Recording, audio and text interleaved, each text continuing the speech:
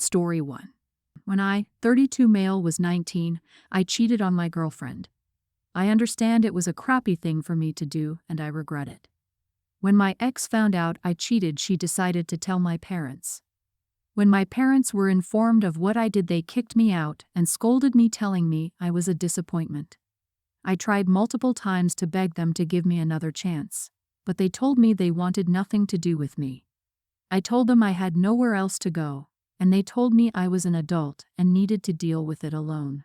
I had a friend, 34 male, who was 21 at the time, and he allowed me to stay with him. I was grateful, but still felt hurt that my family didn't want anything to do with me anymore. I even thought about suicide and would most likely have killed myself if I didn't have the support of my friend. My friend became my lifeline. He told me to stop focusing on those who don't want me in their life and start a new one with those who do. And that's exactly what I did. Over time, I grew closer to my friend, and we eventually got married 4 years ago. My husband has been my rock, and I'm eternally grateful for him. However, 3 days ago, my sister-in-law came over because she told me and my husband that she had good news to tell us. She told me that for the past 7 years she kept in contact with my sister, as she wanted to keep tabs on me. She said my sister told her my family wanted to reconnect with me. When she told me this, I honestly felt betrayed. I was just hurt and confused, really.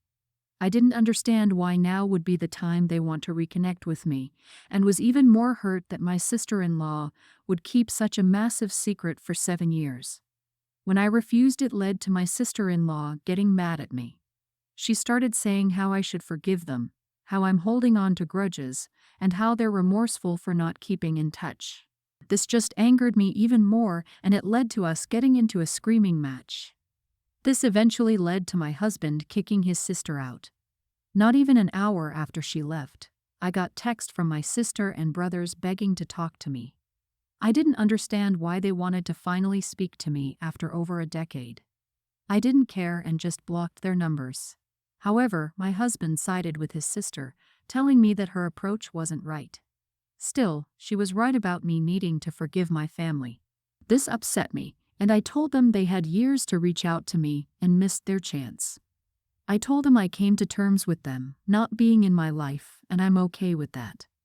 He then told me it's not good to hold on to anger, and that I should try forgiving them. He then told me I should forgive them for me, and not them, so I could move on.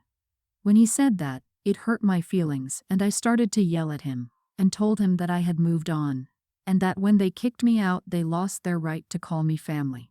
I told him he was my only support system through that, and he saw how I felt during those times. I told him his saying I should forgive them hurts more than what they did to me. He apologized, told me he didn't mean to dismiss my feelings, and only wanted what was best for me. That happened 3 days ago, and my sister-in-law is still trying to get me to meet my family. I had to block her number while my husband hasn't blocked her, and is still receiving messages over him apologizing for overstepping, but going back on her words about me needing to meet them, and started sending pictures of my nephews that I didn't know. I had told me that I'm missing out on being an uncle. Not the idiot op, you cheated, and they decided to kick you out over it. They kicked you out and willingly went zero contact with you, and kept your sister-in-law as a handy source of info for all this time, rather than displaying any actual remorse towards you. Why now, after 7 years of opportunities, chances, and time? They knew where you were. The thing is, they had 7 whole damn years in which they apparently knew perfectly well where to find you, and clearly even had your damn number. Yup, why now? Money. Caretaker for sick or elderly relative. Somebody needs an organ. It could be that the family wants to put all this behind them and conveniently forget the pain they caused. But who's to say there isn't a motive? It's not even one person gradually trying to re-enter and talk it out. Everyone's back in full force. Yeah, somebody needs an organ, lol. Kidney, liver, someone's dying and needs a donor, or free babysitter for the nephews op didn't even know existed. Sister-in-law thrives on drama and is an incredible steaming idiot here. She essentially spied on you for almost a decade. That's actually insane. She's been reporting on you to people you're in no contact with for 7 years. No wonder you felt betrayed. She can screw off sideways and forever. And good news, your family deigns to acknowledge you now. Now, they can screw right off too. My daughter Ella is a teen. When she studied high school last year, we were told the band would go on this field trip to Orlando. Of course, the trip was expensive. Since Ella is growing up, my husband and I decided she would have to pay half of the cost if she wanted to go. Ella agreed and started spending weekends or teacher work days on holidays babysitting her siblings, a male kindergartner and a female tween, for $22 an hour.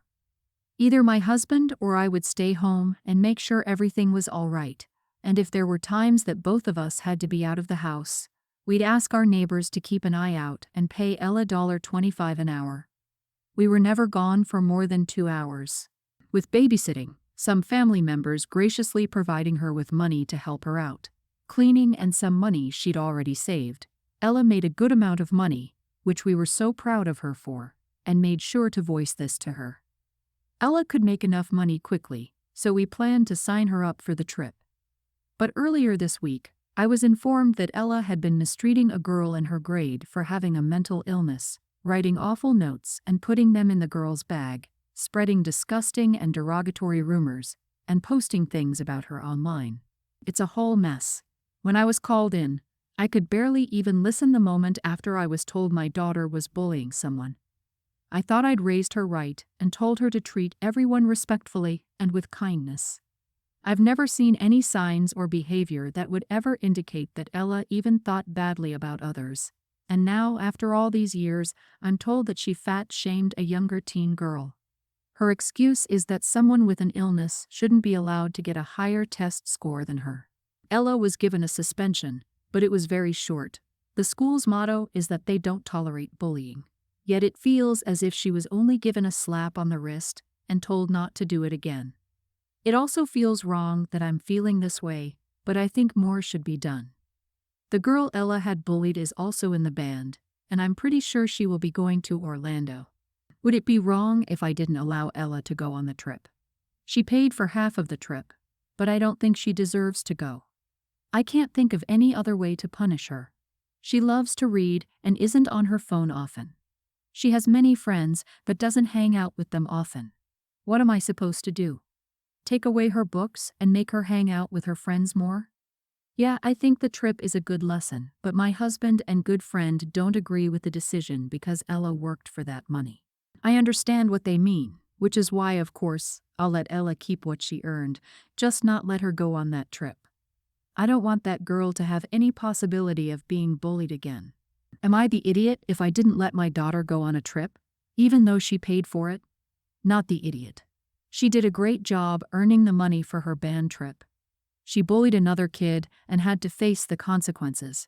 Both of these things can be and are true. It sounds like a fair punishment to me. The result is that she lost the privilege to go on this cool trip. Even though it's been in the works for a long time, the trip is still a privilege. She also lost your trust in her ability to behave appropriately when you're not around. So how could you let her go? You obviously want to ensure the girl's emotional safety on the trip, and you can't trust your daughter to help with that. I wish more parents thought like you do. Banning the daughter from going on the trip ensures the girl's emotional safety on the trip. But what about after the trip and before the trip?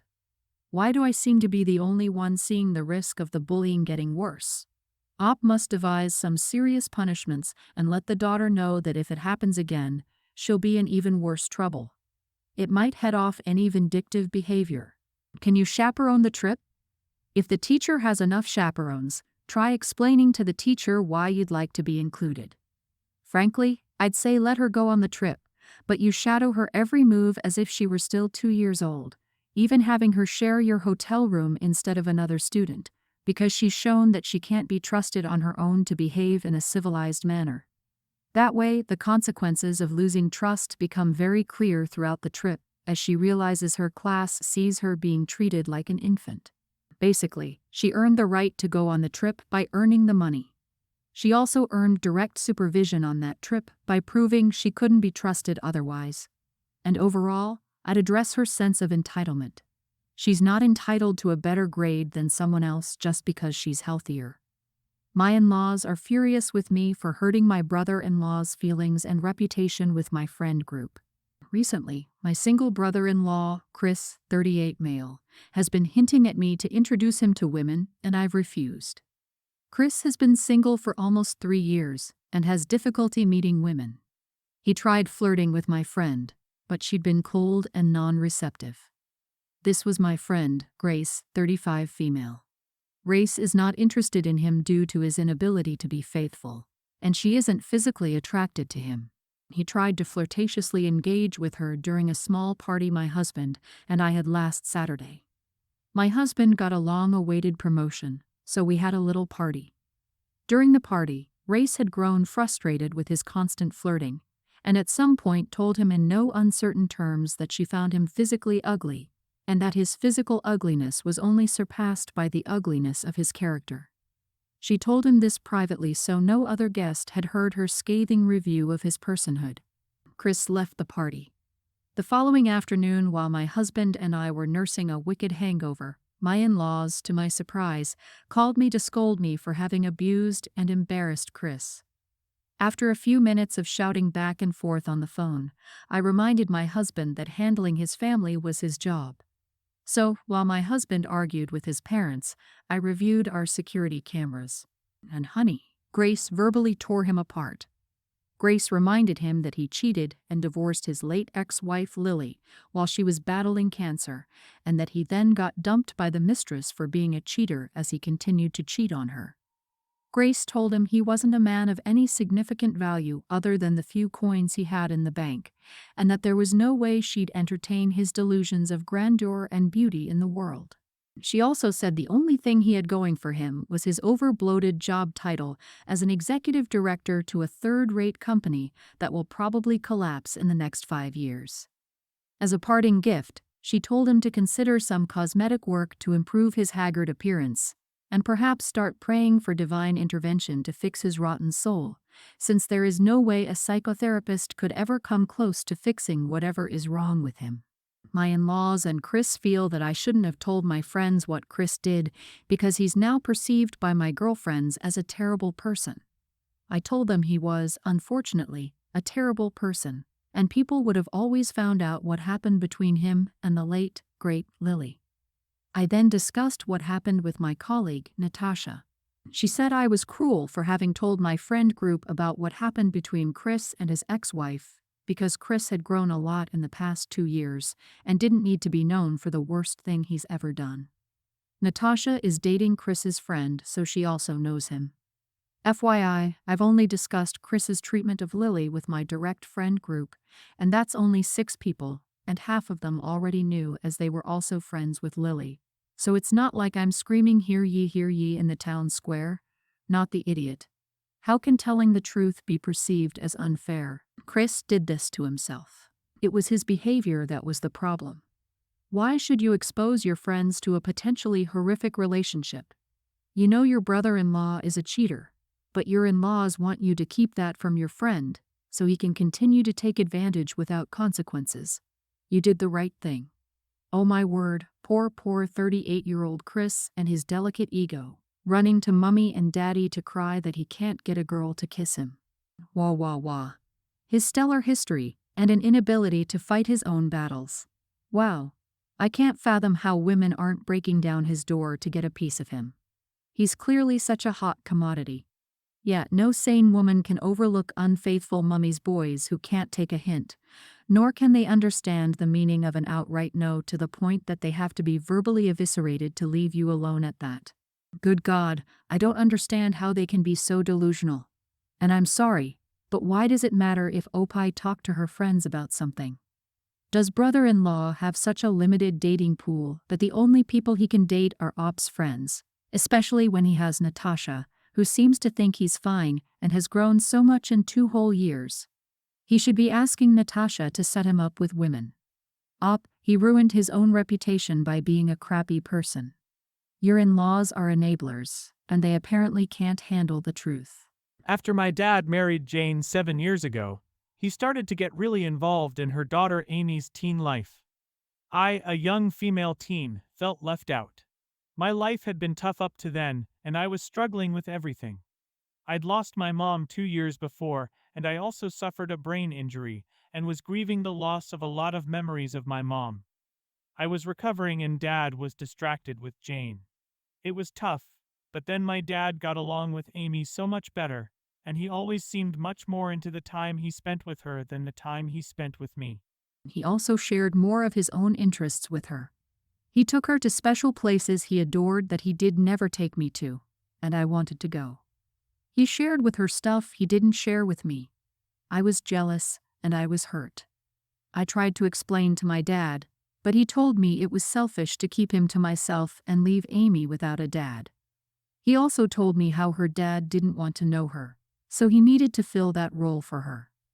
Amy would tell me to accept that Dad liked her better, and that he was her dad more than mine now. My dad knew about it and didn't care. He did spend time with me, but it was stuff I liked, and he'd act like it was the biggest burden to spend time with me.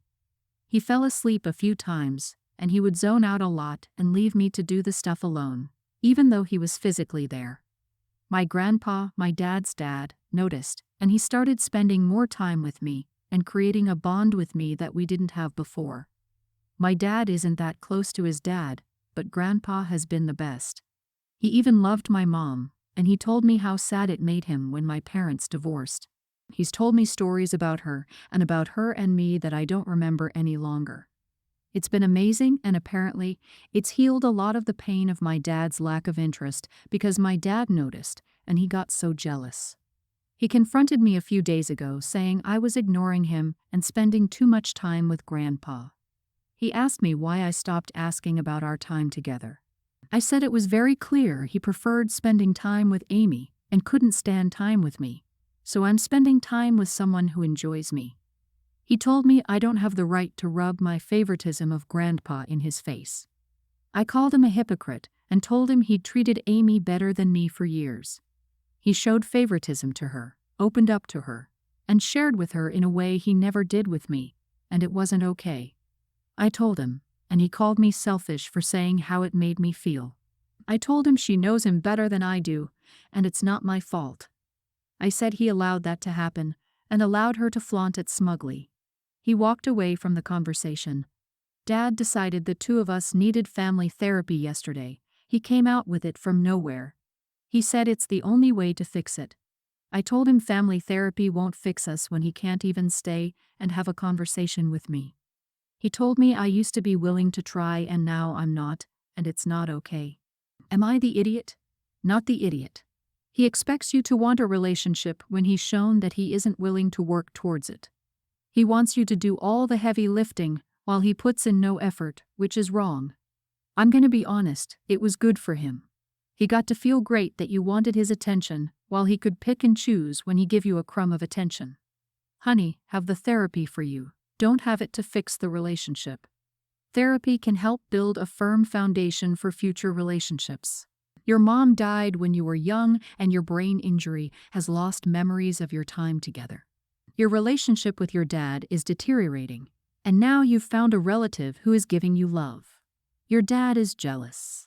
These things will fester and eat away at you, and therapy can be a safe space for you. Thank you for watching.